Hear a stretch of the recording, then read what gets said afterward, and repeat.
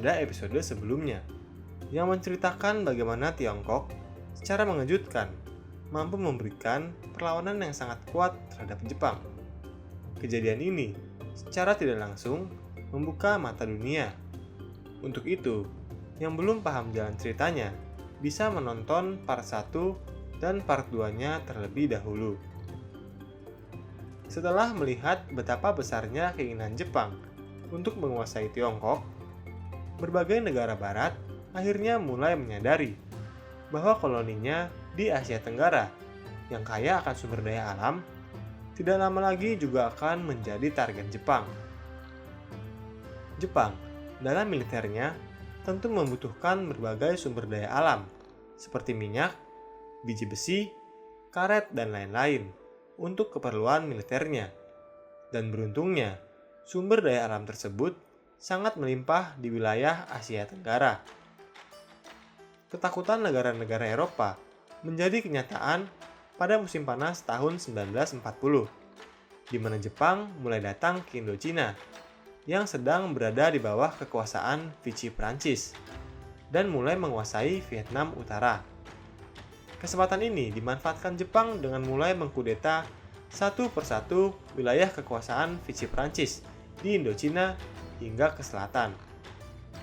Namun dengan cerdasnya, Jepang memutuskan untuk membiarkan beberapa wilayah administratif untuk tetap dikelola oleh Vichy Prancis dan hanya meminta akses militer ke wilayah Indochina di bawah kekuasaan Vichy Prancis.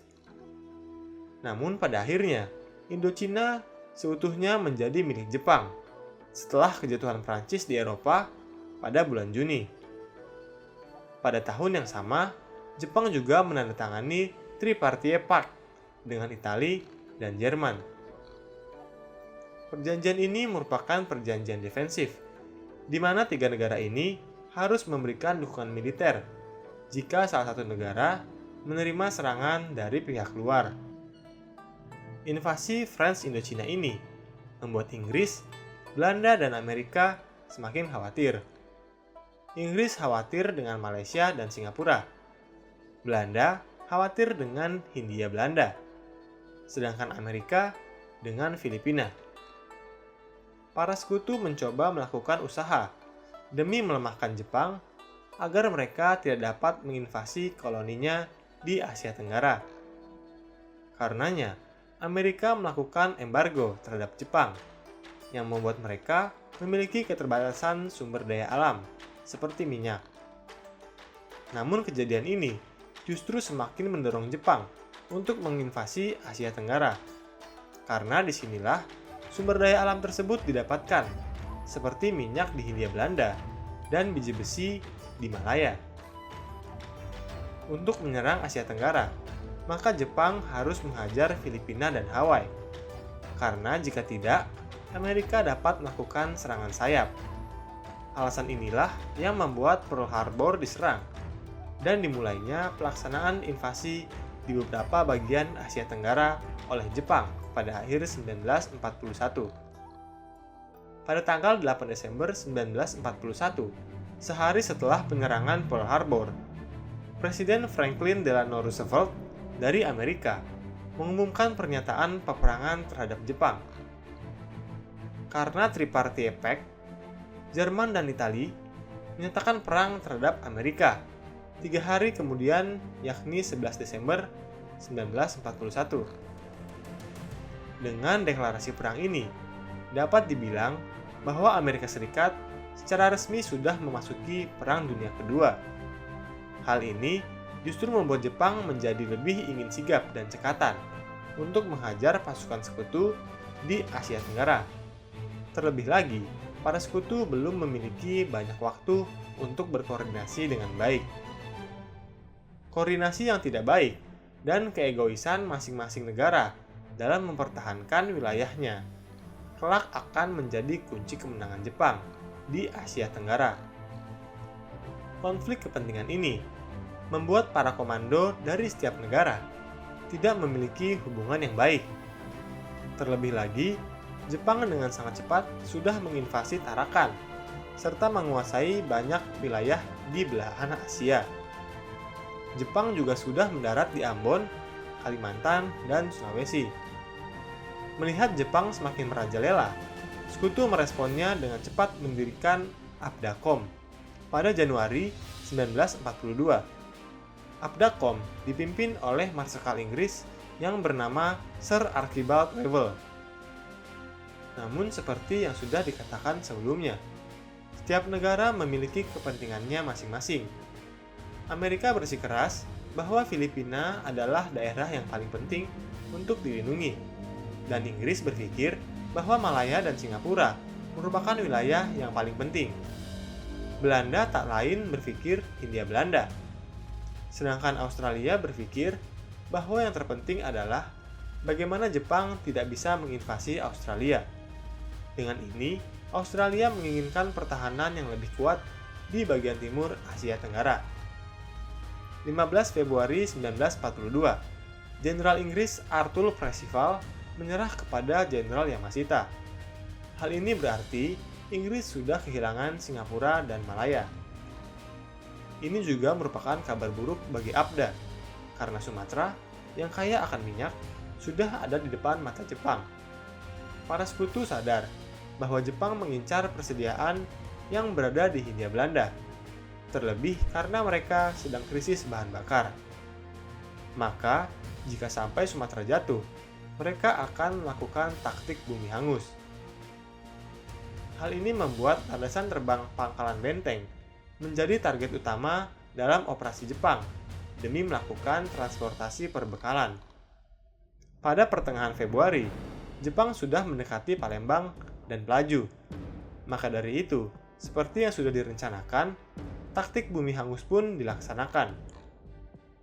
Jatuhnya Sumatera membuat Belanda panik, karena Batavia yang berada di Pulau Jawa sudah ada di depan mata Jepang dan akan menjadi target berikutnya. Meski demikian, Jepang tidak menyerang Pulau Jawa secara langsung. Mereka memfokuskan peperangan di daerah timur. Jika Jepang berhasil mengamankan daerah timur, pemerintahan Hindia Belanda dapat terisolasi dari sekutunya, terutama Australia, dan semakin membuat tekanan kepada Belanda untuk menyerah. Maka tanggal 17 Februari, Timur-Timur diserang oleh Jepang. Dan 2 hari kemudian, yakni pada tanggal 19 Februari, Jepang menghajar kota Darwin di Australia, yang merupakan pelabuhan Australia serta mendarat di Bali pada hari yang sama. Pada malam tanggal 19, lapangan terbang Denpasar telah jatuh, dan peperangan di Nusa Tenggara akhirnya berakhir dengan menyerahnya Belanda di Kupang pada 23 Februari 1942. Dengan ini, maka Belanda secara efektif sudah terisolasi dari sekutu-sekutu lainnya, dan mereka pun telah menyadari bahwa daerah yang pernah diklaim oleh Gubernur Jenderal De Jong sudah menjadi milik Belanda selama hampir dari 3,5 abad ini, tidak lama lagi akan jatuh ke tangan Jepang. Sekutu lain seperti Amerika Serikat sudah kehilangan harapan untuk membantu Belanda dan lebih fokus untuk menjarah apa yang ada sebelum Jawa dikuasai oleh Jepang. Salah satunya seperti timah yang dibawa ke Sri Lanka oleh kapal barang Collingsworth atas suruhan Laksamana Glasford. Pada tanggal 19 Februari, sekutu menarik diri dari Hindia Belanda, dan Belanda diberikan otoritas penuh atas operasi pertahanan. Kelihatannya mungkin baik, karena Belanda mendapatkan kekuatan penuh atas kontrol Hindia Belanda. Namun sebenarnya ini sama saja bahwa sekutu meninggalkan Belanda untuk berjuang sendiri. Hal ini juga dimaksudkan agar Jepang dapat fokus menguasai Hindia, dan sekutu dapat fokus mengisolasi Jepang agar tidak menaklukkan tempat lain. Perwira Belanda harus berhadapan sendiri dengan Jenderal Imamura Hiroshi yang mendapatkan tugas untuk mengamankan Jawa. Pada malam 26 Februari 1942, perairan Surabaya diserang oleh tentara Jepang, dan Hindia Belanda semakin terdesak dengan jatuhnya Lautan Jawa, Cilacap, Kalijati hingga Batavia. Jatuhnya Batavia membuat pertanda bahwa Hindia Belanda sudah jatuh.